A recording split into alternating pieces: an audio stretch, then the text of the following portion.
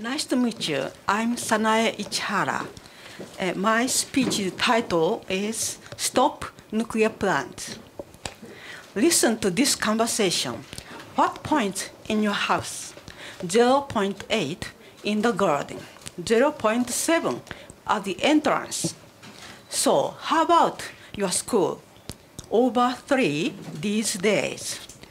So you're afraid anyway, aren't you? What do these numbers indicate? Actually, they are numbers of seabird, micro seabird. Around Fukushima and neighboring Koriyama City, the conversation like this is common. They are supposed to pick up the topic of temperature or humidity though. The residents there live everyday life with anxiety, reacting nervously to the numbers' minute differences. 66 years ago, Japan was dropped atomic bombs. 19,000 were killed in Hiroshima, 70,000 in Nagasaki. Much more were injured, and they have been suffering from radiation-related diseases up to now.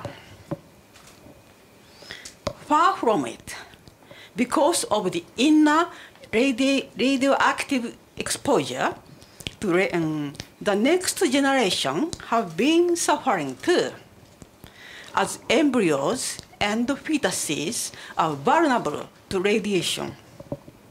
However, we've had the third radioactive exposure.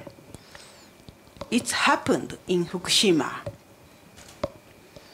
Last year, March 11th, at 2:46 p.m., a huge earthquake of magnitude 9 hit the northeastern Japan, followed by a gigantic tsunami, causing one of the severest disasters in Japanese history. Total victims, combined dead and missing, are around 20,000. Many houses, schools, and roads were destroyed. People have fallen into great misery. However, the reason why the situation got worse is, and still now they are suffering, is the radio reactors in the nuclear plant exploded, emitting large quantities of radiation, contaminating ocean, earth, food, and life. This nightmare is going on still now. People surrounding the nuclear facilities left their hometowns and have been wandering from one place to the other without any hope of coming back home. Children in Fukushima, fearing radiation exposure, go to school, even in summer, in the long sleeve shirts, long pants, hat, masks, spending all day long inside the school buildings and their houses. So, like the conversation I mentioned, they live anxiously of every day's air and food contamination. It happened recently in a 15-year female student's house who is a refugee. High radiation level was found. Inspecting her house, the officials found the contaminated stones broken into pieces were used as the concrete material to build the house. They found these stones have been exposed by radiation after March 11th.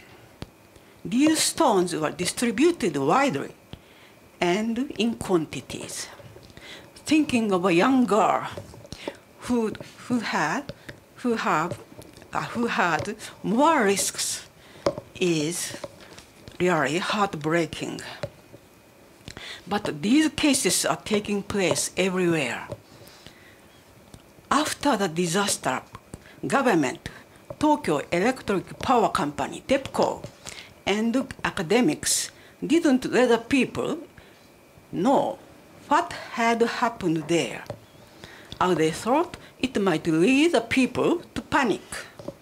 They underestimated the disaster, repeating again and again through media that there's no health risk.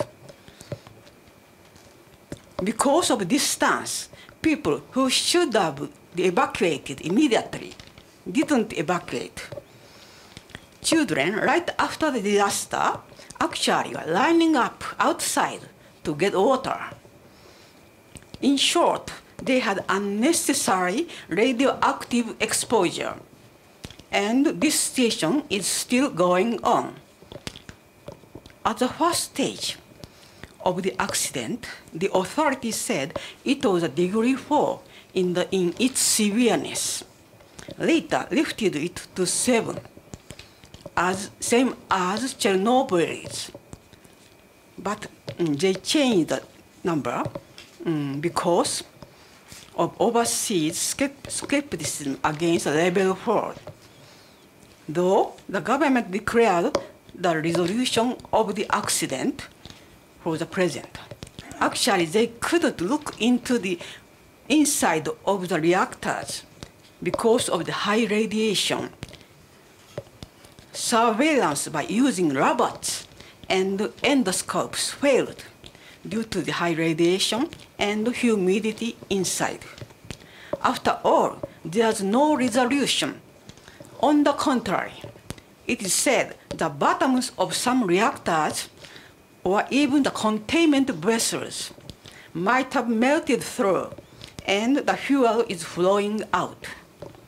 Further, aftershocks, which have taken place repeatedly, could destroy already damaged plumbing and fuel keeping pool. The polluted water is flowing into the ground, into the underground, and into the ocean every day. Despite the catastrophic situation, government pretends to have settled the case. Now they are planning to operate other reactors in Japan again, which stopped operating in the wake of Fukushima explosion. Now 3 reactors are operating though. Well, do you know the earthquake-ridden Japan has 54 nuclear reactors? Japan is the 3rd biggest country regarding nuclear plants, following the US and France. Having such a large number of them in a very small peninsula is absolutely insane. Well, I'm 70 years old now.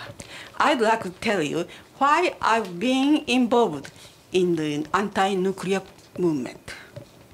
My 20s and 30s were so-called the high-growth days of Japanese economy.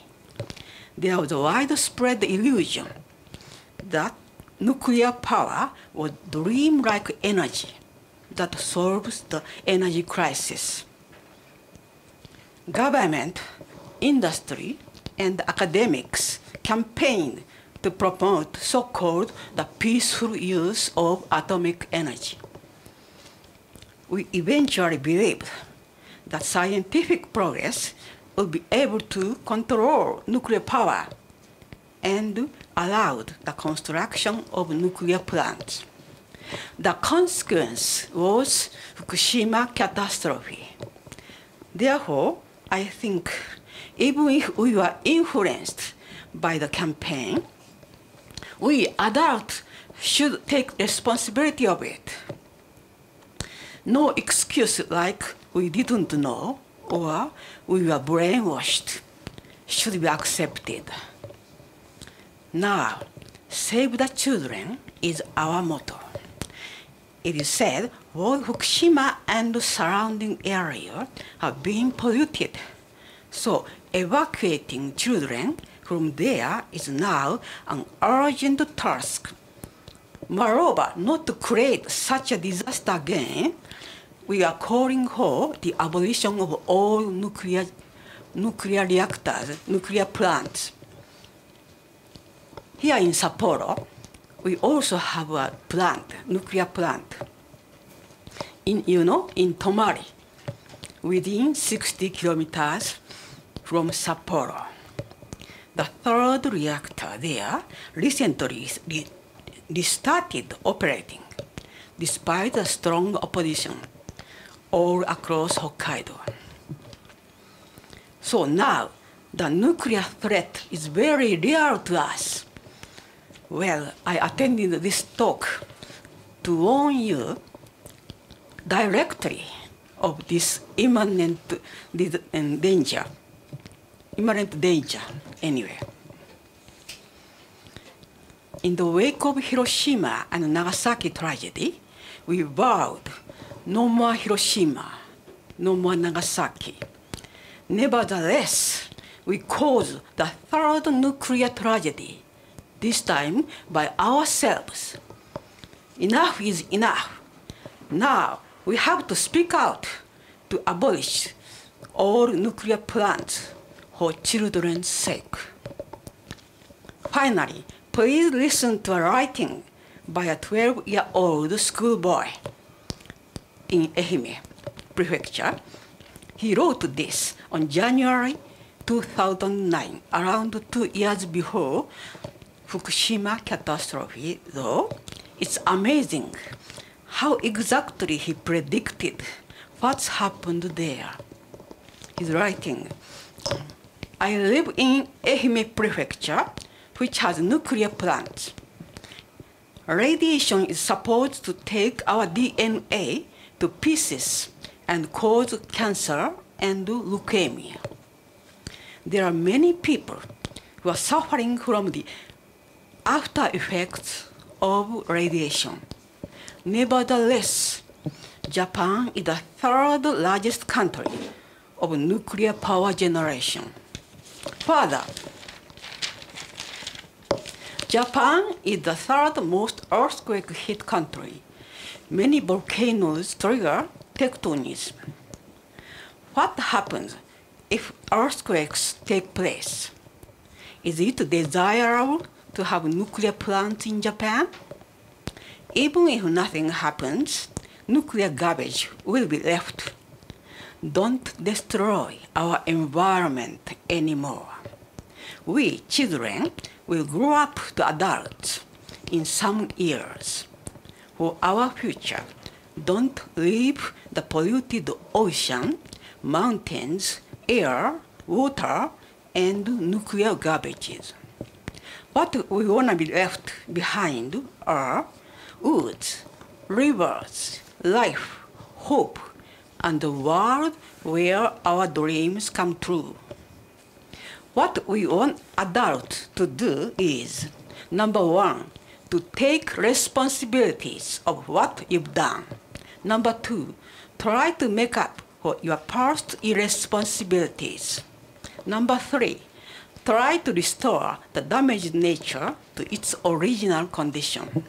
Number four, don't destroy our nature anymore. For the life that continues to the future, let's create our beautiful Earth. Thank you very much.